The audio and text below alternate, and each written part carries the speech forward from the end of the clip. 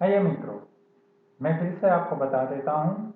मैं हूँ डॉक्टर एम.वी. गोहिल और arts and commerce college Dholka की ओर से आप सभी का स्वागत फिर से मैं कर रहा हूँ, क्योंकि आप लोगों को आगे का जो भाग मिला उसमें मैंने दो कोर्स की बात की, 201 और 202 की। यहाँ पर मुझे आपको कोर्स नंबर 203 की बात करनी है और इसके लिए मुझे आप लोगों को ये खास बताना है कि ये कोर्स थोड़ा अलग रूप में जा रहा है और ये कोर्स थोड़ा लंबा भी है, तो हम लोग इसको विस्तृत रूप में समझने का प्रयास करेंगे। इस कोर्स का शीर्षक यानी कि टाइटल रखा गया है हिंदी साहित्य का आदिकाल और निर्गुण भक्ति काव्य। इसमें पुस्तक है और पुस्तक का शीर्षक है प्राचीन एवं मध्यकालीन हिंदी काव्य, जिसके संपादक है पूरनचंद टंडन। तो आप लोगों को यहाँ पर जो पढ़ाई करनी है वो आप लोगों को जो करनी है उसकी बात मैं आपको यहाँ पर समझाने जा रहा हूँ और इसके लिए मुझे आपको पीडीएफ फाइल बतानी है। देखिए आपके सामने पीडीएफ फाइल आई है और उसमें आप पूरी तरह से डिटेल्स देख सकते हैं। और डिटेल्स है ये कि आप लोगों को यहाँ पर UGC course in Hindi choice based credit system यानी CBCS और हिंदी जो सेमिस्टर है 3 उसकी मैं बात करने जा रहा हूँ। 203 सेमिस्टर 3 में हिंदी साहित्य का अधिकार और निर्गुण भक्ति काव्य, मैंने जो भी आपको टाइटल बताया था वही बात, और पाठ्य पुस्तक है प्राचीन एवं मध्यकालीन हिंदी काव्य। तो इसमें संपादक है प्रोफेसर पूरनचंद टंडन। देखिए यूनिट के हिसाब से मैं आपको बात करूँ तो यहाँ पर आप लोगों का पहला यूनिट जा रहा है हिंदी साहित्य का आदिकाल और उसमें आप लोगों को क्या क्या पढ़ना है। तो नजर दौड़ाइए और मेरे साथ सुनिए भी आप। हिंदी साहित्य के आदिकाल के नामकरण की समस्या और परिस्थितियों का परिचय आपको यहाँ पर लेना है।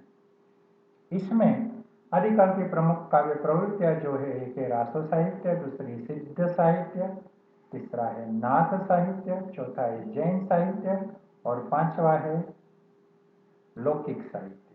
तो ये 5 भाग जो काव्य प्रवृत्ति है उसकी हम यहाँ पर विस्तृत चर्चा पढ़ने वाले हैं। आदिकाल का नामकरण कैसे हुआ और नामकरण के साथ समस्याएं भी जो आएगी उसका परिचय आपको यहाँ पर हम देने वाले हैं। दूसरा यूनिट है आपका निर्गुण ज्ञानाश्रय शाखा का। देखिए आपके कोर्स में ज्ञानाश्रय शाखा निर्गुण भक्ति काल की बात है, तो इसमें निर्गुण ज्ञानाश्रय शाखा में पहले भक्ति काल की परिस्थितियों पर हम चर्चा करेंगे। तत्पश्चात निर्गुण भक्ति का स्वरूप और उसकी विशेषताएं हम बताने वाले हैं। तीसरी बात आएगी ज्ञानाश्रय शाखा की प्रवृत्तियों की, और उसमें जो 2 कवि है मुख्य रूप से कबीर और रैदास, उन पर विस्तृत चर्चा करेंगे। तो ये है आपके दूसरे यूनिट का कोर्स। तीसरा यूनिट जो आपका है मित्रों वो है निर्गुण प्रेमाश्रय शाखा का। निर्गुण प्रेमाश्रय शाखा में आप लोगों को जो पढ़ना है उसमें प्रेमाश्रय शाखा की प्रवृत्तियां हम पढ़ेंगे पहले, उसके बाद प्रेमाश्रय शाखा के प्रमुख कवियों में हम मलिक मोहम्मद जायसी और कुतुबन का परिचय लेंगे। और प्रेमाश्रय शाखा की प्रमुख कृतियां भी आपके कोर्स में है। पहली है चांदायन और दूसरी है मधुमालती। तो ये तीसरे यूनिट की बात है मित्रों, इसमें आप लोगों को ये कोर्स पढ़ना है। अब आए आप तीसरे यूनिट निर्गुण भक्ति काव्य में। माफ करना, ये तीसरा यूनिट ही है जिसमें आप लोगों को निर्गुण प्रेमाश्रय शाखा और निर्गुण भक्ति काव्य की बात समझ। थोड़ी प्रिंटिंग मिस्टेक मुझे लग रही है, इसलिए आप लोगों को मैं आगे बता रहा हूँ कि कबीर जो है कोर्स में आपके आगे यूनिट में आ गए। तो चौथा यूनिट यहाँ पर कुछ दोहों को लेकर, कुछ पदों को लेकर बताया गया है। तो चौथे यूनिट में आपको कबीर के दोहे कुछ कोर्स में है। देखिए कितनी अच्छी बात है कि आपको दोहे की संख्या भी दे दी गई नंबर्स के साथ, और कुल 10 दोहे ही है मात्र। तो उन 10 दोहों के नंबर्स मैं बोल रहा हूँ 1, 3, 8, 10, 25, 37, 41, 42, 46, 49।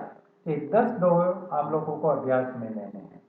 उसी प्रकार मौलिक मोहम्मद जायसी जी की जो बात है उनमें से उनके नागमती वियोग खंड से 5 पद और पद संख्या भी 1 से 5 आपको अभ्यास में लेनी है। तो ये आपके चौथे यूनिट की बात है।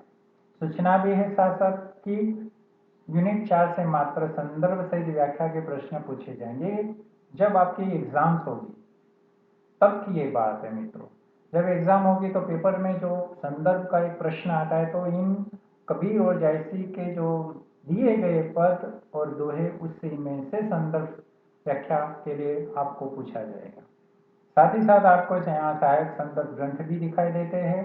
हिंदी साहित्य का इतिहास आचार्य रामचंद्र शुक्ल, हिंदी साहित्य की भूमिका आचार्य हजारी प्रसाद द्विवेदी, हिंदी साहित्य का अतीत विश्वनाथ प्रसाद मिश्र, हिंदी साहित्य का इतिहास संपादक डॉक्टर नगेंद्र। तो इतनी सारी जो संदर्भ किताब है, आप इन सारी संदर्भ किताबों का भी उपयोग कर सकते हैं या इसमें से जो आपके पास प्राप्त है उन संदर्भ किताबों का उपयोग करके भी आप इस कोर्स में पढ़ाई कर सकते हैं। आप बिल्कुल चिंता ना करें, हम आपको पढ़ाने वाले हैं और आप अच्छी तरह से ध्यान देकर पढ़ेंगे ज़रूर। और वो बात मैं आपको फिर से दोहराऊंगा क्योंकि ये बहुत ज़रूरी है मित्रों कि आप लोगों को जो पढ़ाई करनी है उसमें आप लोगों को ये सारी बातें मैं समझाने वाला हूँ। यहाँ मैं विराम दूंगा। आप सभी का थैंक्स, क्योंकि आगे के जो भी आपको वीडियोस मिलेंगे आप लोग उसको ध्यान से देखेंगे, सुनेंगे और पढ़ेंगे। मित्रों बहुत अच्छी बात ये है कि आपके लिए ये संग्रह हो रहा है, क्योंकि जो वीडियोस आपके पास आएंगे आप आपके समय के हिसाब से उसको कितनी ही बार देख सकते हैं। आप रिवीजन के रूप में भी इसको देख सकते हैं। कोई पॉइंट्स याद रखना है तो भी आप देख सकते हैं। आपको अभ्यास क्रम देखना है तो भी आप इन वीडियो को देख सकते हैं। तो मेरी आपसे खास गुजारिश है कि आप इसे आपके स्टोर के रूप में हमेशा के लिए रखना। आज नहीं तो कल भी ये काम आने वाला है। तो चलिए मैं आगे मिलता हूँ, तब तक के लिए थैंक यू वेरी मच, नमस्कार।